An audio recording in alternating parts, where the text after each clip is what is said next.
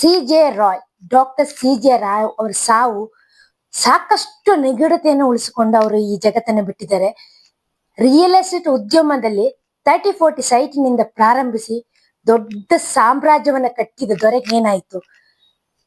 IT ride ಆಗ್ತದೆ, ಇದ್ದಕ್ಕಿದ್ದಂತೆ ಅವ್ರಿಗೆ ಒತ್ತಡಕ್ಕೊಳಗಾಗಿಯೋ ಅಥವಾ ಆ ಒಂದು IT ರೈಡ್ ನ ಒತ್ತಡ ಸಹಿಸಕ್ಕಾಗದೆ ಅವರು ಗುಂಡಿಕ್ಕೊಂಡಿರೋದು ನಾವೆಲ್ಲ ಭಾವಿಸಿದ್ವಿ. ಆದ್ರೆ ಖಂಡಿತ ಅಲ್ಲ.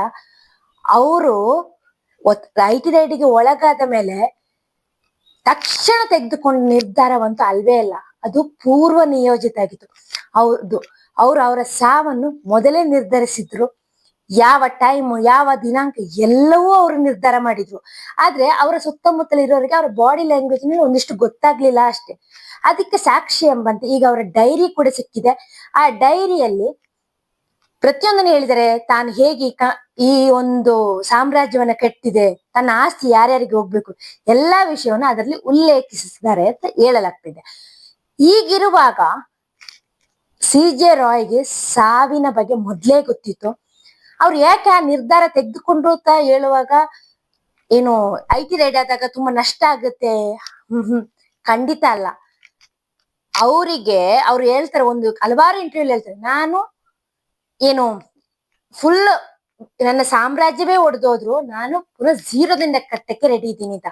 ಅಷ್ಟೊಂದು ಕಾನ್ಫಿಡೆಂಟ್ ಆಗಿದ್ದ ಆ ವ್ಯಕ್ತಿ ಆ ಒಂದು ಕಠಿಣ ನಿರ್ಧಾರ ತೆಗೆದುಕೊಳ್ಳಕ್ಕೆ ಕಾರಣ ಏನಾಗಿರ್ಬೋದು ಅಂತ ನೋಡಿದ್ರೆ, ನನಗೆ ಅನಿಸೋ ಪ್ರಕಾರ ಅವರಿಗೆ ಅಲ್ಲಿ ಹಣ, ಅಂತಸ್ತು, ತನ್ನ ಸಾಮ್ರಾಜ್ಯಕ್ಕಿಂತ ಮತ್ತೇನೋ ಒಂದು ವಿಷಯ ಅವ್ರನ್ನ ತುಂಬಾ ಕಾಡಿರ್ಬೋದು.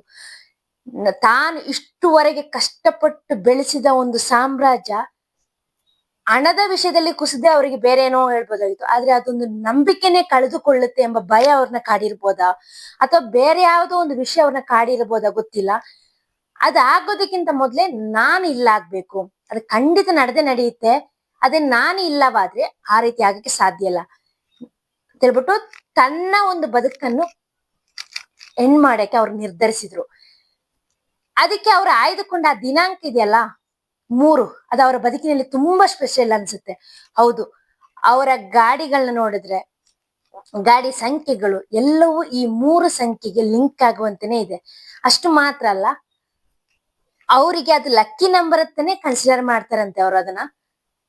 ಅವರು ತೀರೋಗಿರೋದು ಜನವರಿ 30. ಸಮಯ, ಅವ್ರು ಗುಂಡಿಕ್ಕಿಕೊಂಡ ಸಮಯ 3:10 ಒಳಗೆ. ಆ ಎಲ್ಲಾ 3 ಸಂಖ್ಯೆ ಅವರ ಲೈಫಿನಲ್ಲಿ ಈ 3 ಎಂಬುದು ತುಂಬಾನೇ ದೊಡ್ಡ ಆಟ ಆಡಿದೆ. ಇಷ್ಟು ದೊಡ್ಡ ಸಾಮ್ರಾಜ್ಯವನ್ನ ಕಟ್ಟಿದ ದೊರೆಗೆ ಏನಾಯ್ತು?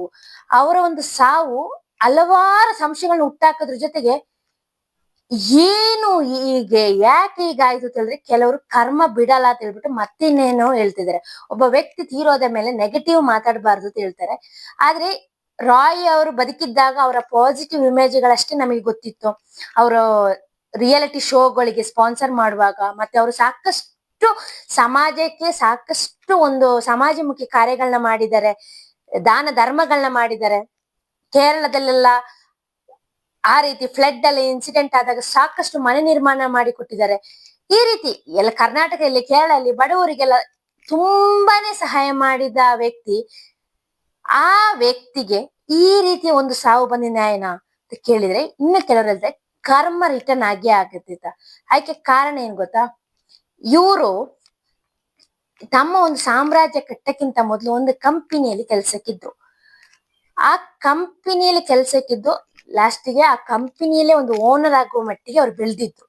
ಹೀಗೆ ಬೆಳೆದು ಅವ್ರ ಆ ಕಂಪನಿಯಿಂದ ಹೊರ ನಡೆದು ಬರುವಾಗ ತಮಗೇನ್ ಬೇಕು ಅವರೇ ಒಂದು ಇಂಟರ್ವ್ಯೂ ಹೇಳ್ತಾರೆ. ಅವ್ರು ಏನ್ ಕೇಳಿದ್ರು ನಾನು ಅದನ್ನೆಲ್ಲ ಕೊಟ್ಟೆ. ನೆಕ್ಸ್ಟ್ ನನಗೆ ಅವರು ಆ ಸರ್ಜಾಪುರದ ಲ್ಯಾಂಡ್ ಬೇಡ ಅಂದ್ರು, ಅದನ್ನ ನಾನ್ ತಗೊಂಡೆ ಅಂತ ಇವ್ರು ಹೇಳ್ತಿರೋ ಒಂದು ಇಂಟರ್ವ್ಯೂನು ಇದೆ. ಆ ಸರ್ಜಾಪುರದ ಲ್ಯಾಂಡಿನಿಂದಲೇ ಅವ್ರ ಇವತ್ತು ಅಷ್ಟೊಂದು ದೊಡ್ಡ ಮಟ್ಟಕ್ಕೆ ಬೆಳೆಯಕ್ಕೆ ಸಾಧ್ಯ ಆಗಿದ್ದು. ಆದ್ರೆ ಆ ಒಂದು ಕಂಪನಿಯಿಂದ ಹೊರ ಬಂದ್ರಲ್ಲ, ಆ ಕಂಪನಿ ನಂತರ ಬೆಳೆಯಕ್ಕೆ ಸಾಧ್ಯನೇ ಆಗ್ಲಿಲ್ಲ. ಆ ಕಂಪನಿ ತುಂಬಾ ನಾಶ ಆಗುತ್ತೆ. ಆ ಕಂಪನಿ ಸಾಕಷ್ಟು ನಷ್ಟಗಳನ್ನೆಲ್ಲ ಅನುಭವಿಸುತ್ತೆ. ಅವರ ಒಂದು ಶಾಪ ಕೂಡ ಇವರ ಮೇಲೆ ಇದೆ. ಈಗ ಬರ್ತಿರೋ ಒಂದು ಸುದ್ದಿಗಳ, ಅವ್ರ ಹೆಸರು ನಂಬೋದ್ರಿ, ಲತಾ ನಂಬೋದ್ರಿ. ಅವರಿಗೆ ಇವರು ಮೋಸ ಮಾಡಿದ್ರು, ಬಿಸ್ನೆಸ್ ಅಲ್ಲಿ ಸಾಕಷ್ಟು ಮೋಸ ಮಾಡಿದ್ರು, ಅದೆಲ್ಲ ಸುದ್ದಿ ಬರ್ತಾ ಇದೆ. ಇವ್ರು ಹೇಳುವ ಒಂದು ಇಂಟರ್ವ್ಯೂ ಇವರು ಮೋಸ ಮಾಡಿದಿಲ್ಲ. ನಾನು ಬರುವಾಗ ಅವ್ರಿಗೇನು ಶೇರ್ ಬೇಕು ಅವ್ರ ಹತ್ರ ಹೇಳ್ದೆ ನೀವು ತಗೊಳ್ಳಿ ಅಂತ, ನಂತರ ನಾನ್ ತಗೊಂಡೆ ಅಂತ ಹೇಳ್ತಿದ್ದಾರೆ. ಒಂದು ಕಂಪನಿಗೆ ಮ್ಯಾನೇಜರ್ ಆಗಿ ಸೇರಿದ ಆ ವ್ಯಕ್ತಿ ಆ ಕಂಪನಿಗೆನೆ ಓನರ್ ಲೆವೆಲ್ಗೆ ಬೆಳೆದಿರ್ಬೇಕಾದ್ರೆ ಅದು ಹೇಗೆ ಅಂತ ಇನ್ನು ಹಲವರ ಒಂದು ಕ್ವಶನ್ ಕೂಡ ಇದೆ. ಮೇ ಬಿ ಅವರ ಟ್ಯಾಲೆಂಟ್ ಇರ್ಬೋದು, ಅಥವಾ ಅವ್ರು ಹೇಗೆ ಆ ಮಟ್ಟಿಗೆ ಬೆಳೆದ್ರೆ ಅನ್ನೋದು ಅದು ರಾಯ್ ಅವರಿಗೆ ಅಷ್ಟೇ ಗೊತ್ತು, ನಮಗೆ ಗೊತ್ತಿಲ್ಲ. ಆದ್ರೆ ನಾವೆಲ್ಲ ನೋಡುದು ರಾಯ್ ಅವ್ರನ್ನ, CJ ರಾಯ್ ಅಂದ್ರೆ ಈ ಸಾಧಾರಣ ಒಂದು ಬಿಸ್ನೆಸ್ ಮಾಡ್ಬೇಕು, ನಾನೊಂದು ದೊಡ್ಡ ಮಟ್ಟಕ್ಕೆ ಬೆಳಿಬೇಕು ಅಂದ್ರೆ ಇವರ ಮೋಟಿವೇಶನಲ್ ಒಂದು ಏನ್ ಹೇಳ್ತೀರ ತುಂಬಾನೇ ಇನ್ಸ್ಪೈರ್ ಆಗಿ ತುಂಬಾ ಜನರಿಗೆ ಇನ್ಸ್ಪೈರ್ ಆಗಿದೆ. ನಾವು ಜೀವನದಲ್ಲಿ ಎಲ್ಲಾ ಕಳ್ಕೊಂಡು ಅಯ್ಯೋ ನನ್ನಿಂದ ಆಗಲ್ಲ ಅಂತ ಕೂತಿರುವಾಗ ಇವರ ಕೆಲವೊಂದು ಮೋಟಿವೇಶನಲ್ ಸ್ಪೀಚ್ಗಳು ಬರುತ್ತೆ, ಅವ್ರು ತಮ್ಮ ಇನ್ಸ್ಟಾದಲ್ಲಿ ಅಪ್ಲೋಡ್ ಮಾಡ್ತಾ ಇರ್ತಾರೆ.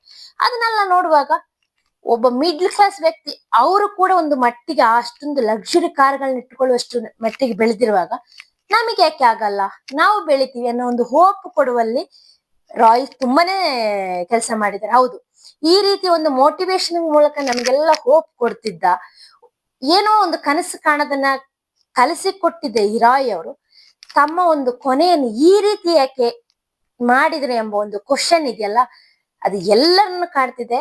ಇದರ ಬಗ್ಗೆ ತನಿಖೆ ನಡೀತಿದೆ.